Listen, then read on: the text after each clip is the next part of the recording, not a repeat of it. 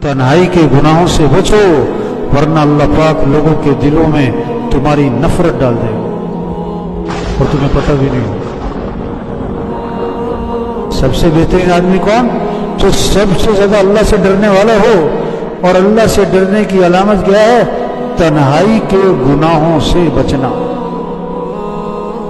تنہائی کے گناہوں سے بچنا، وہ تنہائی میں غلط کام نہیں کرے۔ کیوں؟ کہ اللہ ہے۔